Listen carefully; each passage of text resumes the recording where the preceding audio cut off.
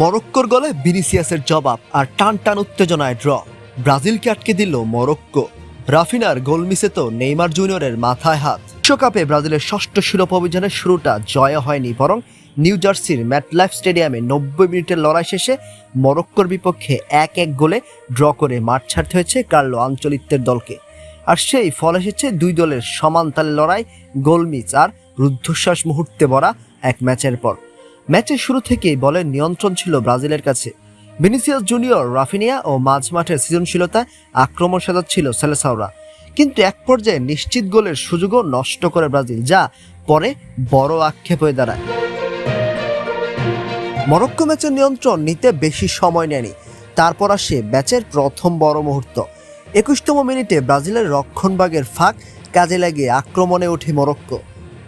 Brahim দিয়াজের বুদ্ধিদীপ্ত pass থেকে বল পান ইসমাইল সাইবারি।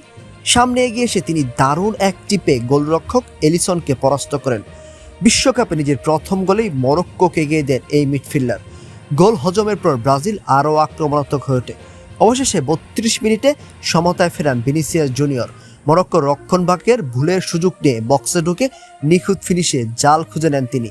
ম্যাচে ফেরে ব্রাজিল, আর গ্যালারিতেও ফিরে আসে নতুন উত্তেজনা। দ্বিতীয়ার্ধে ম্যাচ আরও উত্তেজনা বাড়ে। মাঝমাঠে একের পর এক ট্যাকেল, পাল্টা আক্রমণ আর দ্রুতগতির ফুটবলে দুই দলই জয়ের গোল খুঁজতে থাকে।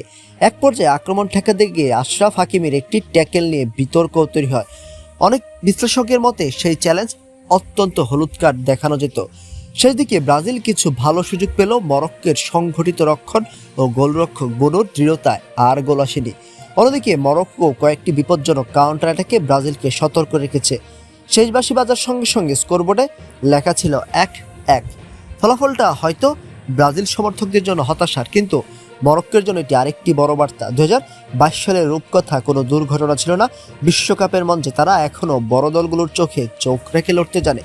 ব্রাজিল মরক্কো ম্যাচ কেমন উপভোগ করলেন জানান কমেন্ট করে।